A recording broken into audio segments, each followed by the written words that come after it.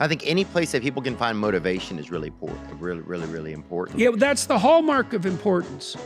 You know, if you're delivering a message and people say, oh my God, you know, I could put that to work in my life and that would motivate me to get up and get at it, to face all the difficulties that I have to face. And people have difficult things to face. If you can provide them with the means to do that, that is the definition of value. Nietzsche said, he who has a why can bear any how. And so partly what you do in your life is you look for a why that justifies the catastrophe, right? It's like, well, yeah, we've talked about that before. We've talked about that. I mean, there's one really interesting thing you told me is like, you have to set, because I was like, sometimes I remember telling you I'm afraid to set my goals because I don't want to have to hold myself responsible. Yeah. And you're right, like, of course. You're like, well, you have to set your goals, and also you need to look at what your life would be like if the worst things happen to you. Exactly. So then you have like something to stay away from. Yeah. You have like this is not where I want to be. You know, and it gives your brain those parameters, and then your brain can start to operate better than if you were just kind of being aimless. You know? Well, you know, you can even ask yourself these questions, and you have to ask, which is very interesting. You can't tell yourself. You might say, well, look, here are all the problems in my life. I'm not particularly attractive. I have this given health problem, you know. I'm not a genius. I have trouble with my parents, you know. I'm struggling forward on a variety of fronts. So those are real problems, and it's not just whining. And then you have to ask yourself, okay, given all that, how would I have to configure my life so that I could justify all that or even celebrate it, right? And that's a very hard thing to imagine through. It's like, well, you know, I have a very sick child. Okay, well, how do I have to set up my life so that I'm not embittered and angry because of that? You've got this responsibility to shoulder, and it's tough. Under what circumstances could you do that? At least without bitterness, that would be good, but maybe even joyfully, you know, I mean, that's pushing it, right? But it's not a bad aim if you can do it. And it gives you, it's like, okay, now you have a plan. So you're not just aimless. Like so many of us are aimless. Yeah. It's like we're like, why do I feel aimless? People ask me that all the time. Like, man, I feel so aimless. I don't know what to do. Well, you know? Okay, so two things happen when you're aimless. Okay, so the first is you get anxious. And the reason you get anxious is because anxiety computes aimlessness. So if you drop someone in the middle of the desert, the reason they're anxious is because it's not because they don't know which way to go. It's because there are way too many places to go, right? Every direction. And that's aimlessness, is like every direction beckons. That's way too complicated. And your brain literally signals that with anxiety. Okay, so aimlessness and anxiety are the same thing, but it's worse. Your brain is set up to produce positive emotion. Literally, this is what the positive emotion system does. It computes decrease between you and a goal. So if you have a goal and you see that you've done something that moves you towards it, your brain produces a dopamine hit, and that makes you feel good, and it strengthens the neural circuits that moved you forward. It does both of those. That's reward and reinforcement. And what that means is, if you don't have a goal, you have no positive emotion.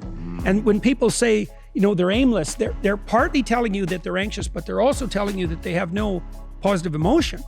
So then you say, well, what sort of goal should you have? Because that's the next question, right? And the answer to that is, well, ask yourself. Maybe this isn't true, but maybe it is.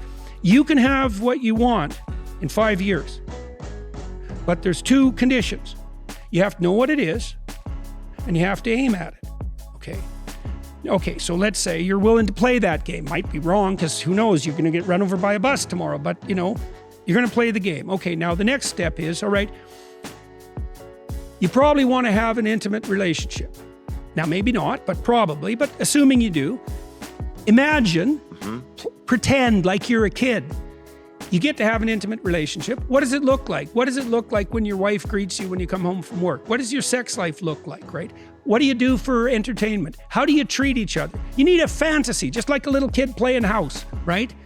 Figure out what you want. Write it down. Figure out what you could do to start moving towards that, okay? Do that with your family relationships. Do that with your friendships. Do that with your career. Do that with your education. Think about your misuse of alcohol and drugs and other things that might drag you down. If you want to drink, it's like, you want to be a bumbling Barney Gumble idiot? Like, you want to drink? Okay, what do you mean by that exactly? How often? How much is too much? How are you going to constrain that, and why? Develop a vision. And you have to do that in dialogue with yourself, right? It's like, if I could have what I wanted, what would satisfy me? And you might think, well, I could never get that. And I could say, well, maybe not, but I'll tell you one thing, man. You can move towards it. And I know that everyone who knows the underlying neuroscience knows this. Almost all the pleasure is in the moving toward. Yeah. So even, you don't want to set up a goal that's so high that there's just no possibility that a schlub like you could ever manage it. But God only knows what your upper limit is, But if you set up a goal that you think is, just on the edge of conceivability, then every time you move even a tiny bit towards that, you're going to think, good work, man, good work. You get a little kick from that. You get a little stronger from that. And that works like a charm. Real. Yeah. Yeah, you bet. You bet. An end of aimlessness. Here's another rule. This is a terrifying rule. If you don't provide yourself with direction, you will take direction from a tyrant. Yeah. Right. So, and you might say, well, why should I take responsibility? You asked that, it's like, I'm afraid of my own goals because of the responsibility. It's like, well, you're either going to be responsible to yourself, or you're going to be responsible to a tyrant, or you're going to be absolutely lost. That's your option set. Yeah, right. That's it. Yeah, bet. Pick one: tyranny, slavery, or something approximating visionary self-determination. There's no escaping from what is. Right. And I'm going to write a chapter soon on the book of Job, and it's a very interesting book, because what happens in that book is that it's really a shocking book. What happens is that God has a bet with Satan, which is, a little ethically questionable, let's say. Yeah, this would be a good time for a DraftKings ad, too. I'm just joking, but that'd be funny. Job's a good guy. Uh-huh. And Satan gets word of him, and he knows God's happy with him, and he goes to God, and he says, Job, that guy you think's so great? I don't think he's so great. I think if you let me torture him, I can make him denounce you and lose faith. And God says, I don't think so. He's yours. And people in their lives, sometimes they'll enter a period where all hell is breaking loose and everything seems to be conspiring against them. So these things happen. And so Job, it's like,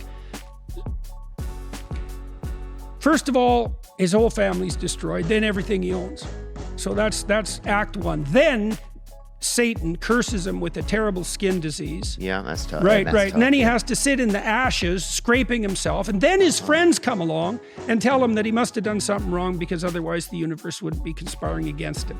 So that's about as bad as it gets, right? Yeah. Right. And then God himself comes along and says, who are you to complain about your fate? Right. Now, if you don't think that's going to happen to you in your life, you're not very smart, because that is going to happen to you in your life. So then the question is, what the hell should you do about it? And one answer would be, well, that sucks. It's God and Satan against you. You're kind of outmatched. It's completely unfair because you were good, and everything that you valued is taken away from you. So what should you do? Would you shake your fist at the sky and raise a middle finger and say, F you, like now I'm on the side of Cain and the devils, and I'm going to be resentful and bitter. And people might look and think, well, it's no wonder you're resentful and bitter, like you lost your whole family, you have a terrible disease, your friends are laughing at you. Yeah. Right, so you have every reason. That isn't what happens in the story. Job decides that no matter what happens to him, and he means that, no matter what happens to him, he's going to maintain his ethical orientation and aim up. But then you think, look, man, forget about the religious trappings. Here's hell. Hell is when you get cancer. And then you're bitter and resentful about it, and you make your last 6 months a living nightmare. Right, and so you might say, well, you've got cancer, and that sucks, and no doubt it sucks, and maybe it's unfair, and probably it is, and maybe even, God and Satan themselves bet against you. You're going to aim up and maintain your dignity and your integrity, or are you going to take a bad situation and make it into every goddamn nightmare you can possibly imagine? Think, well, of course you have to aim up no matter what happens to you. And you think, well, that's not fair. It's like, well, it's better than the alternative. Yeah. And what does fair have to do with it? What's your choice? You're going to dig a deeper pit?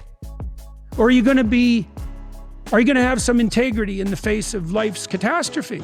And I think we know the answer to that, because when you meet people who have integrity in the face of catastrophe, you're struck with admiration for them. Yeah. Right. So that's your heart speaking, man. It's like, I don't know how you do it. So it's how when people react whenever it's going tough, that's really where you see people, you know? Yeah, well, and you want to have a vision of yourself in a situation like that too. It's like maybe look, part of the Christian injunction, we were talking about Christianity earlier. So there's the fundamental Christian injunction is that you pick up your cross and you march uphill. What does that mean? Well, it means that's true for everybody. What's the cross? You're going to die. You know, and you're probably going to suffer when you die. And probably along the way, the mob is going to come for you and people are going to betray you. That's all going to happen to you. And so how should you react to that? Well, one answer is to be bitter and resentful and cruel and make things worse, or to give up. And you could do that, and you could make a case for why, but obviously all that's going to do is make it worse.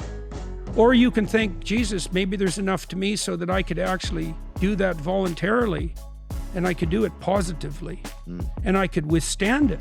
And you know, maybe that is the sort of thing you are. You know, who the hell knows? Okay, how can we do something positive for somebody else today? Yeah. How can I not think about myself? Well, that's also a really useful technique, by the way, for social anxiety. So if you're feeling social anxiety in a situation, part of the reason for that is because you're thinking about how you're feeling, what you should be doing. So here's something very interesting. If you look at what people say and what they write, and you take the words they use and you analyze them and you look at how many times they refer to themselves, the more they refer to themselves, the more likely they are to be depressed or psychotic. Right? You can actually distinguish with 75% accuracy between people who are clinically depressed or clinically psychotic and people who aren't by the number of times they refer to themselves.